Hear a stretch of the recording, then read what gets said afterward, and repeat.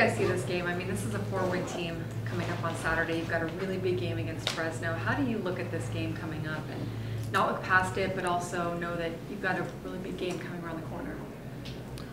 I mean, we don't want to overlook any team. And San Jose is a well-coached team, and they finally put one together, and they beat New Mexico.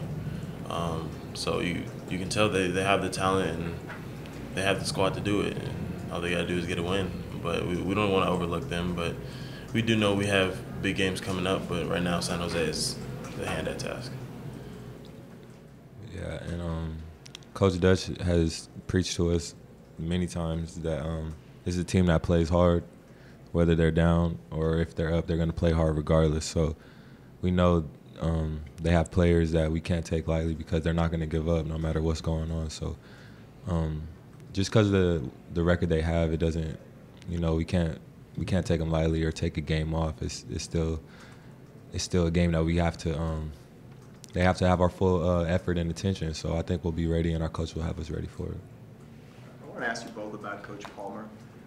He kind of said that when he came, he wanted to feel his way out before really establishing his voice. And it seems like about mid-season, you started hearing his voice, literally and figuratively. Just talk about it, and it seemed at that time to correspond with your improvement in defense and rebounding. And I know he handles a lot of that in practice. So just talk about his influence and what he's done. I mean, it's a lot I can say about Coach P. I love and respect him, and I've only known him for a short amount of time, but he has my full respect. If he talks, I'm gonna listen 100% every time, and he's just a guy who's intense, and he demands your respect, and you can't do anything but do that, give him respect. So I think he does a good job of just when we're out of line or if we're not doing what we're supposed to do, he'll let us know, and he won't hold back. And I think us as a collective, as a whole team, we all know that, and we want to hear his voice. That's conversations we've had with each other. We want him to talk more. If sometimes we feel like he doesn't talk enough or say enough. But like I said, we all respect him, and he's a great coach, and I love that they added him. Matt, what are your thoughts on Coach P? I agree with Jeremy. Coach P is well respected all around the team, all around our program. And when he has something to say, everybody listens. And we know he has the knowledge, and he played the game, and he was good. And so for him to be able to pass that down to us is really nice. I mean, was it obviously you lost a guy in Huddy who was very vocal in practice, and he took him a while, right, to kind of get going. Was there a little bit of a void there that's been filled, do you think? I think so. But at the same time, as Jeremy said, sometimes we wish he talked more. But I mean, he's a new coach on the staff, and might not want to step on toes or whatever you might want to call it. But we all want our coaching staff to be able to talk freely and tell us what we need to hear and not what we want to hear. Yeah, and with filling the void that was there with Hut left, I mean, you wouldn't be able to replace what Hut did, and you wouldn't be able to replace what Coach P is doing if he was to leave. So I think they both do what they're good at, and they both are good at what they do. So like I said, it's hard to kind of compare the two, but at the same time, they bring the best out of you. Hut did that, and P does the same thing. So I think that's why he gets the reaction he does from the players, because he'll bring the best out of you. Give us an injury update on your knee and what happened in the UNLV game and where you're at. It's kind of just tendonitis, I think it is. That's what they were saying. It could just be just jumping a lot and just overusage. That's what they were saying to me. But I mean, it's a pain that I've been dealing with since high school. It's just some days it's harder than others. And that UNLV game, it was just really bad for some reason. But I mean, it's fine. I was going real hard in practice yesterday, and I didn't feel any type of pain. So sometimes it just flares up, and that's just what happened at UNLV. I'm fine, and I've gotten treatment. I've iced it, and I'm gonna practice today too. Too many blocks. Yeah, I've been jumping too much, trying to show out in warm-ups, dunking the ball and stuff.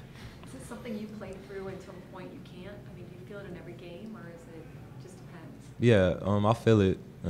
It usually goes away in warm-ups, just going hard and you just kind of just lose sight of it, and it'll go out of your head. But it's definitely something I feel every game, and it's just that's why I just have to go so hard, so it'll go away. But it's something that I know I can manage, so I don't really think about it too much.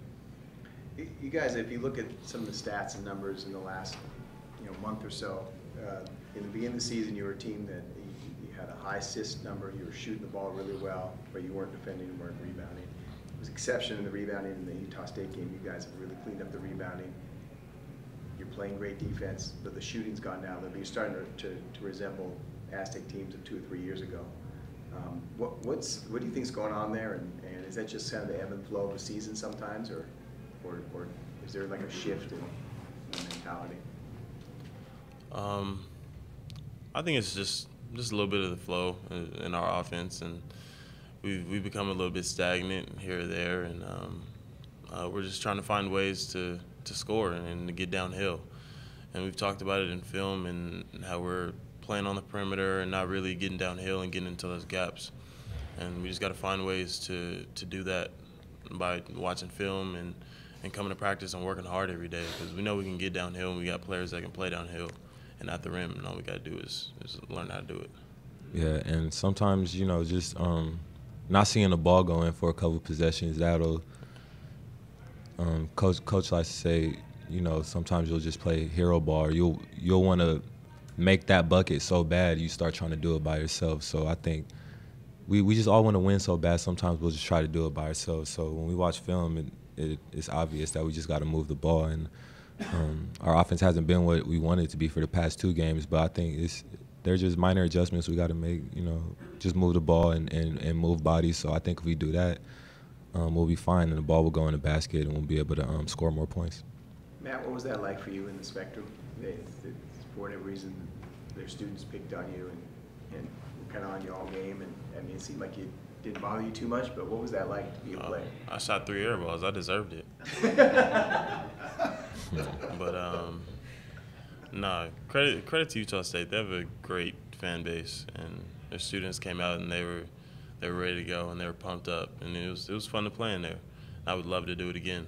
You're smiling. It seemed like you enjoyed it almost. I enjoyed it. I love when fans talk mess. It's fun. That's the stuff you live for. And next time I play in there, I hope to shut the crowd up. But it's fun, and that's what crowds are for. That's a game of basketball, and that's just part of what you live for. Did you notice they gave you an ovation when you made that 3 at the end? Oh yeah, definitely. I was happy. Yeah, standing ovation. I love it.